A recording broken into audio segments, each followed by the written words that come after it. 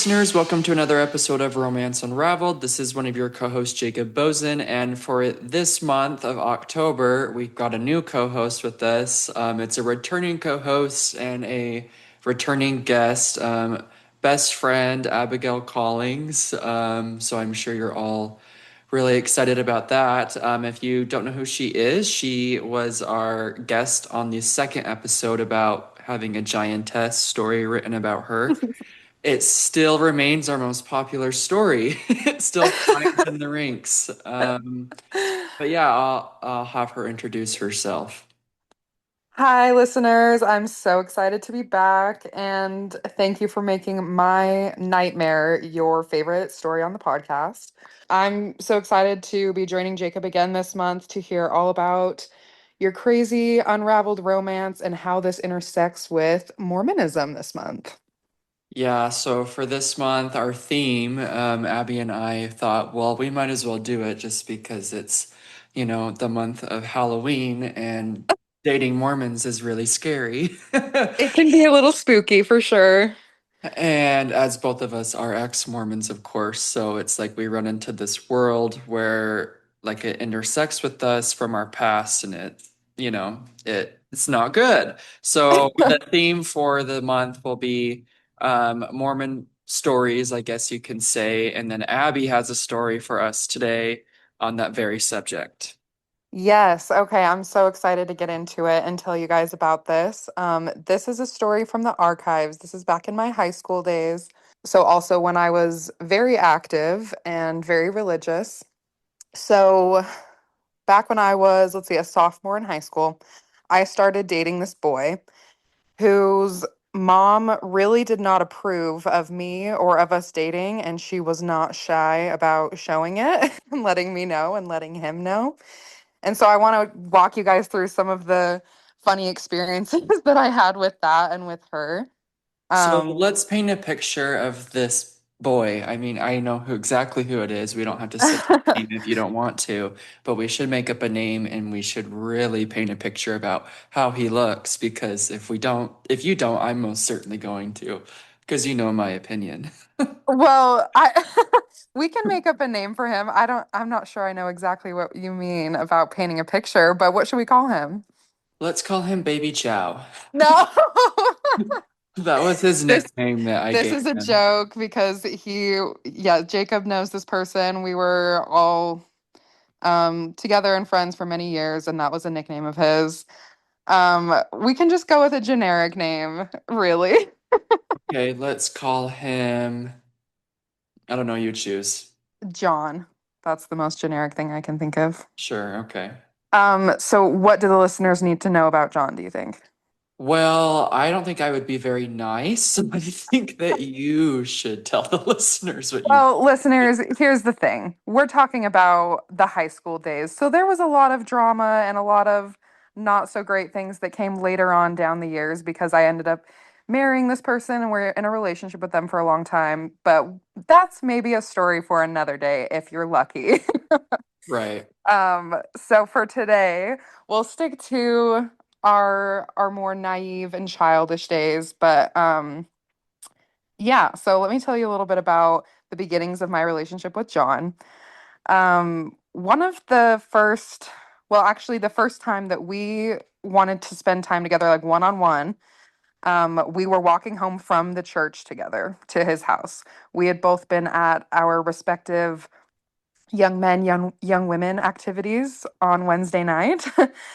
And he invited me over to his house to watch a movie with him after. So I feel like a lot of the listeners won't know what young men's and young women's activities is because I think a lot of the listeners are in DC. So I see. for Okay. them, so that is basically when you're in the Mormon church as like a teenager, and every Wednesday you go with like your group of other Mormon teenagers and do different activities. Yeah, it's Like like youth group that you meet up with outside of church, like during the week. right. Yeah, so we had been at our youth group activities. We were in separate wards or like separate congregations, but we met up after we walked home to his house, which was just around the block from the church, and we wanted to watch a movie.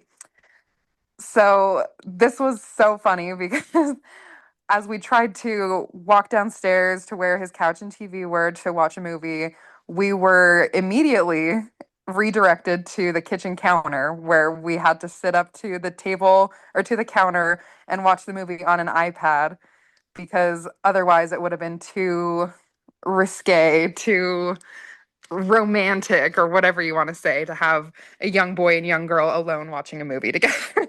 And that was his mom that said that to you, right? His grandmother, Oh, actually. okay.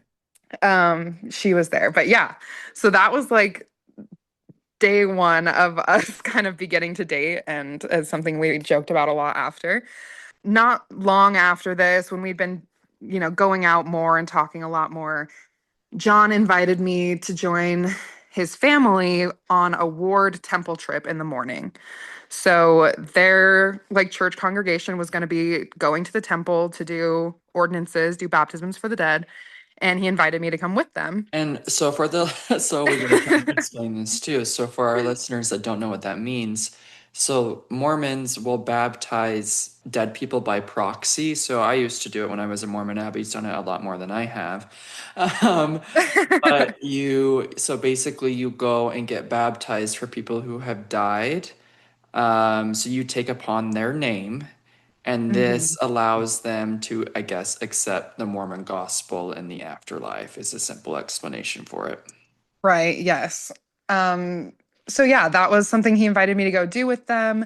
And when we arrived at the temple, his mom absolutely threw a fit to his dad. She was so upset that I had been invited and felt it was really inappropriate for me to be joining their ward on this temple trip.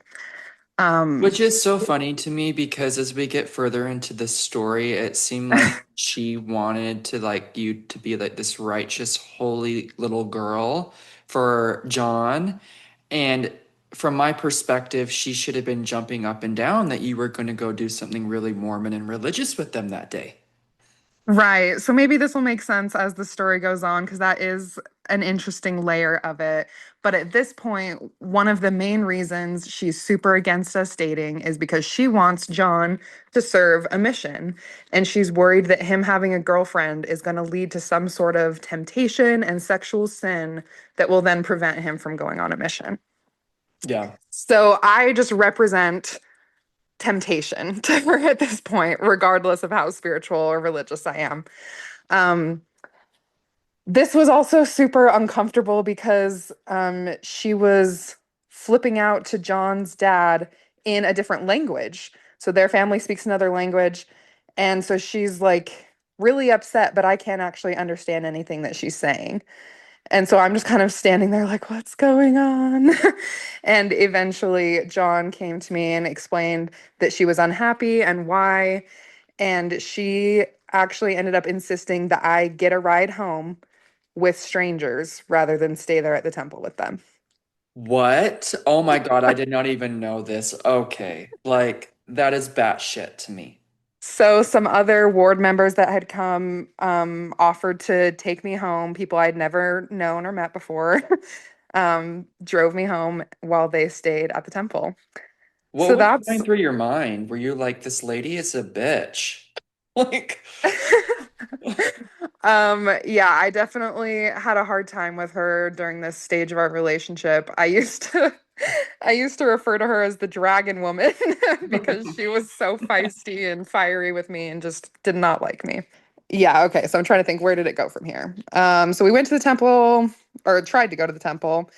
There were later times following this where John would invite me to join the family for what's called family home evening. So this is another kind of typical Mormon practice of a formal family meeting that's usually on like a Monday evening where the family gathers to like talk, read scriptures, have some kind of like spiritual lesson, and maybe an activity or something like that.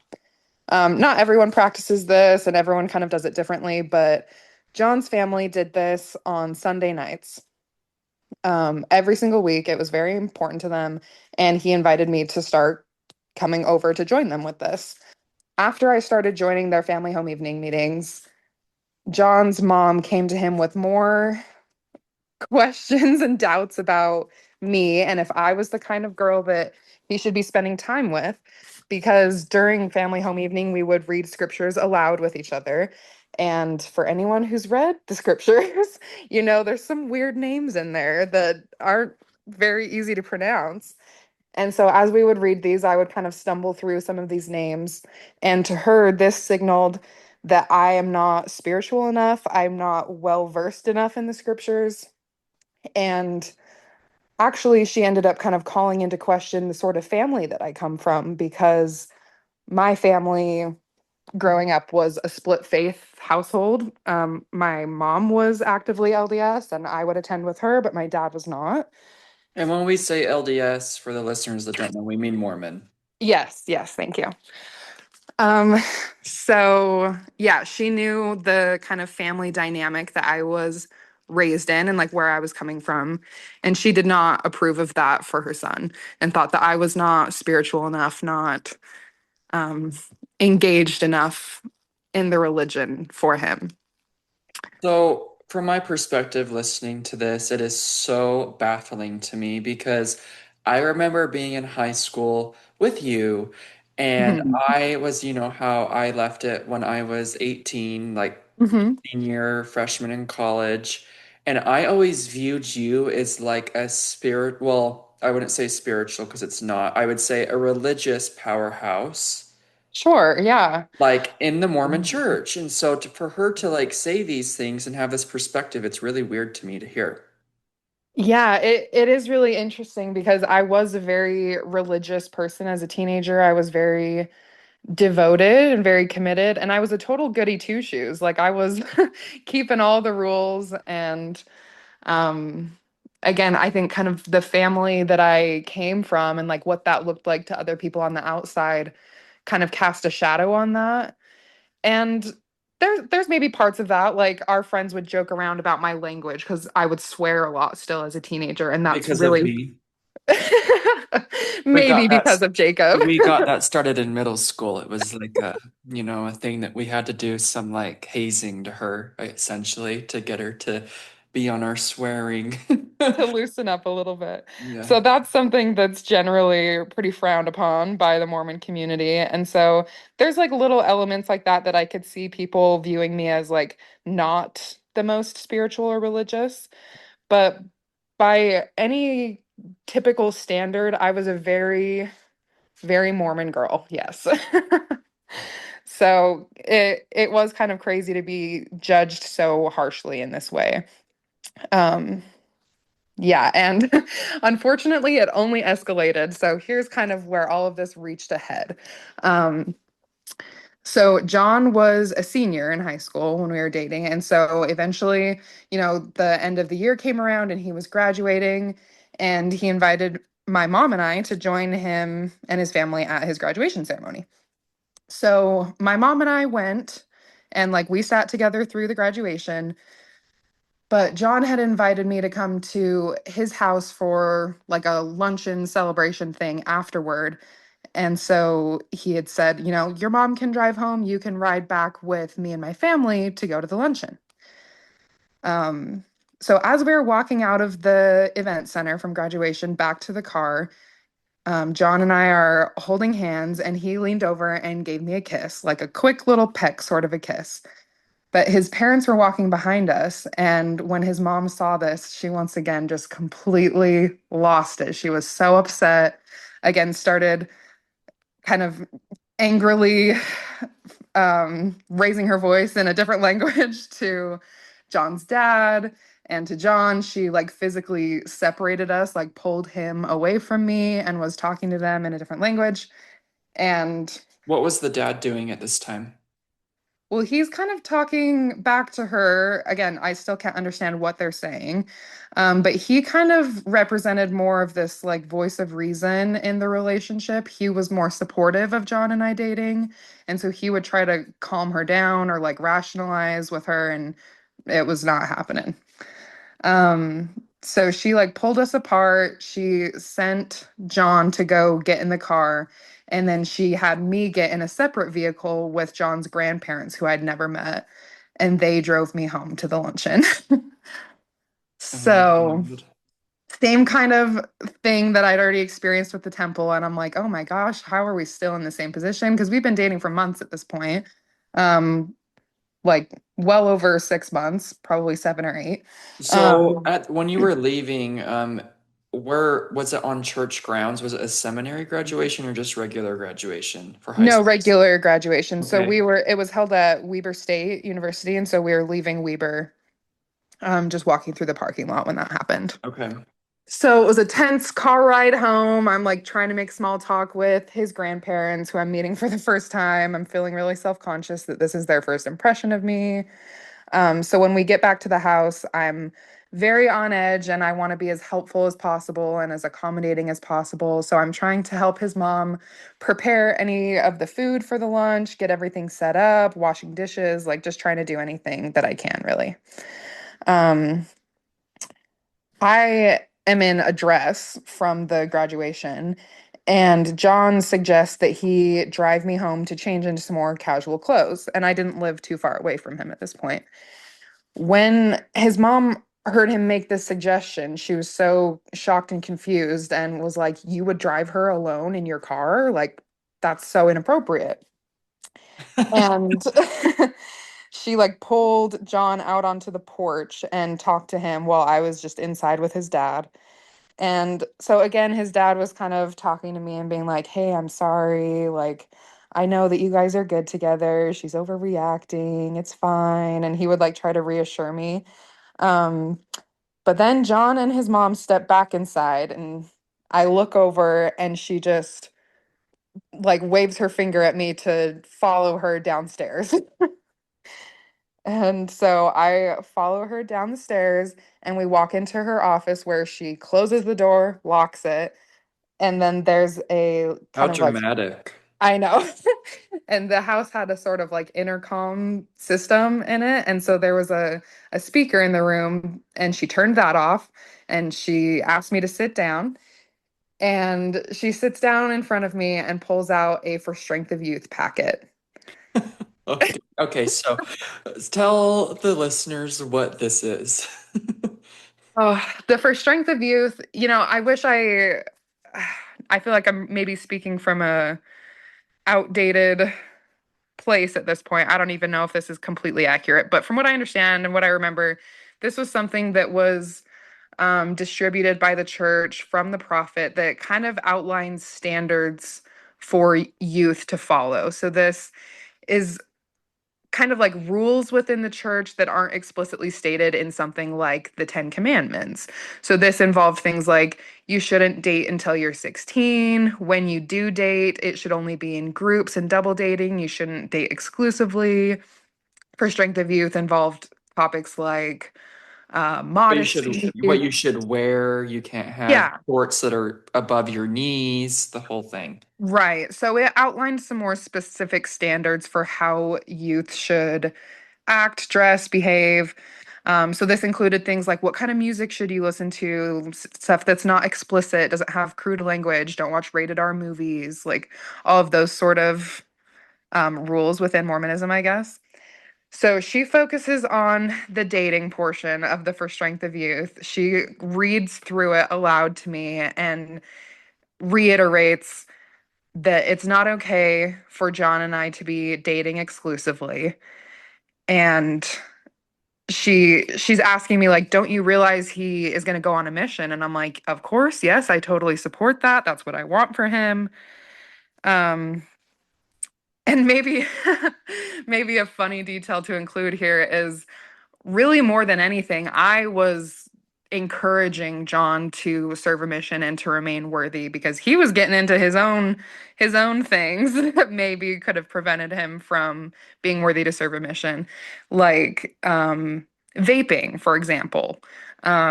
So John had previously vaped, and that was something that I told him I was uncomfortable with and asked him to stop and encouraged him to focus on his worthiness to serve a mission.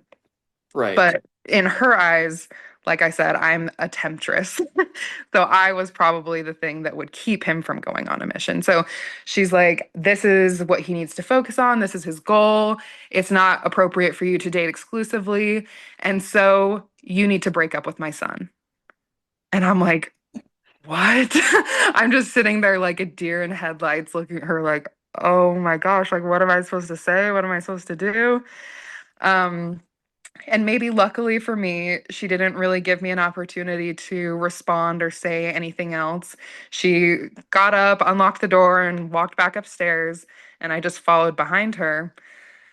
And I think she went back outside or something because then John's dad was like, what just happened? Are you okay? What's going on? And I told him, well, she just told me that I need to break up with him.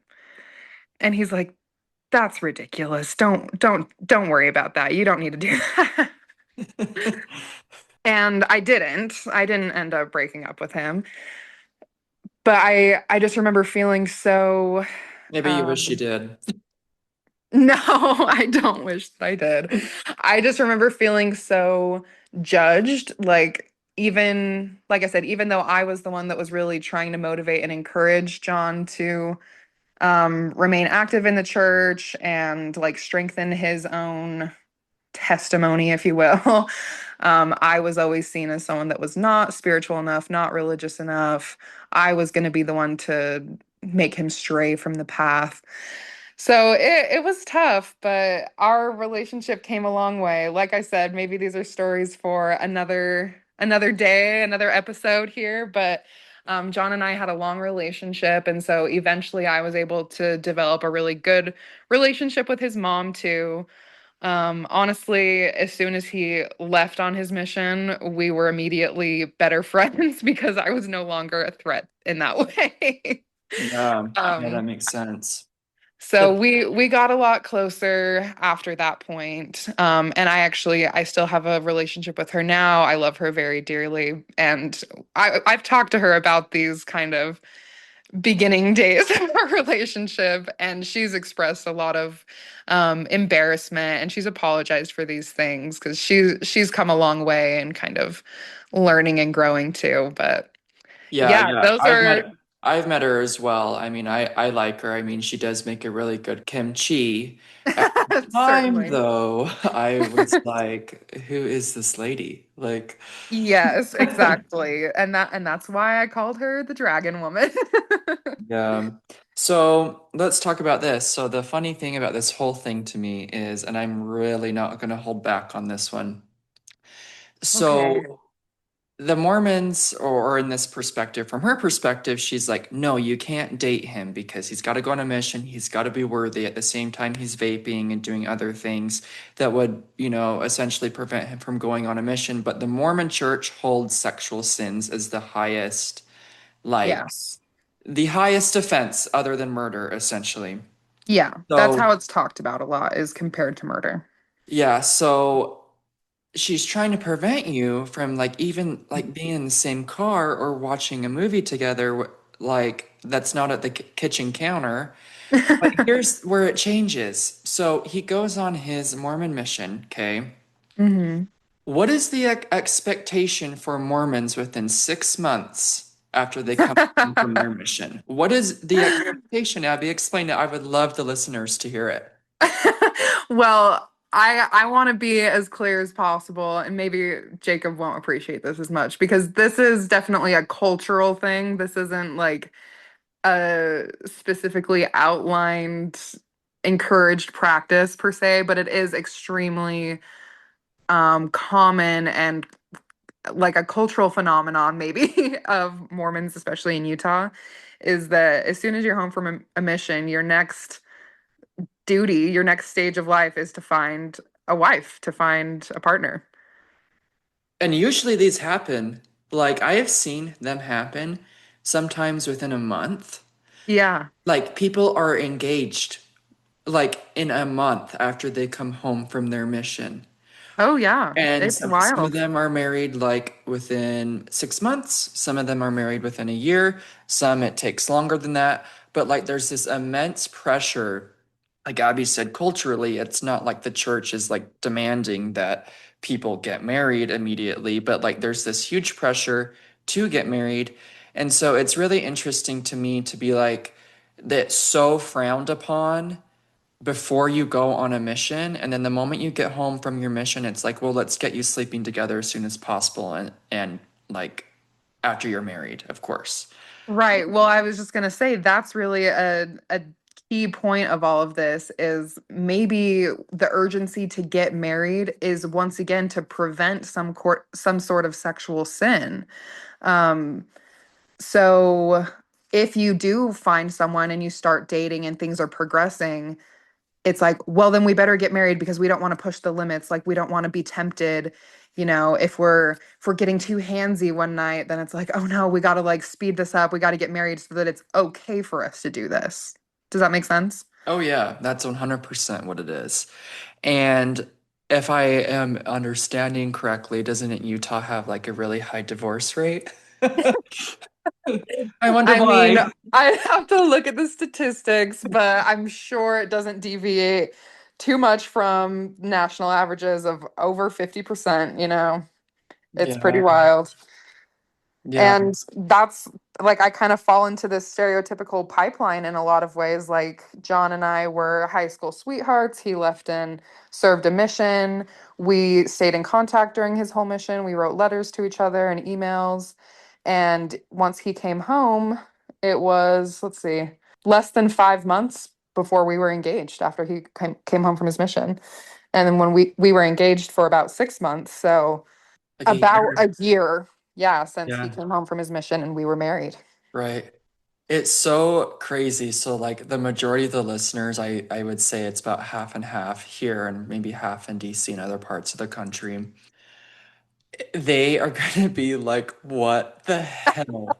When they hear this, because when I moved to DC 3 years ago, like I was shocked that people don't get married at like 21. So I Right. I moved so I'm like I moved to DC when I was like 24, and I'm sitting here thinking, "Oh my God, I'm so behind. I have to find a husband." Like everyone else is getting married at like 21 and 22 and like maybe Right. 23, and then you get to other parts of the country and everyone's like what the hell, like Yeah. everyone gets married at like 29 or in their 30s, but Right. here it's this huge pressure to get married as soon as possible when the guy comes home from his mission. Right. Yeah. I mean, I was a baby in a lot of ways. I was a teenager. I was 19 when I got married. I can't even, it's so weird to me. Oh my God, I can't even. Isn't it crazy? Oh my God. Yeah, it makes me just like it blows my mind when I think back to it. Yeah. And to your earlier point, I can't say that I regret it. It's crazy to look back on, and I can see where I was so naive, maybe in a lot of ways. And I did subscribe to this like cultural norm that really informed a lot of my decisions. But it all worked out in the end. It all led me to where I am. So it is what it is, and it makes for a good story, I guess. Oh, it's a good story. Okay. Well, thanks for the story, Abby. What we'll be doing this month, like we said, we're doing a Mormon dating theme. If any of the listeners have a story regarding that, reach out to us directly. We'll get you scheduled to come onto the show. Otherwise, it's going to be me and Abby and maybe a few others that I know of telling these stories because I have a handful and I'm going to have a hard time picking and choosing which ones to tell. So, We've got um, quite the treasure trove to choose from. but yeah, for our listeners, as always, make sure you subscribe and save, streaming anywhere you can get your podcasts. Follow us on social media as well. It's Romance Unraveled on Facebook, Instagram, and TikTok. And until next time.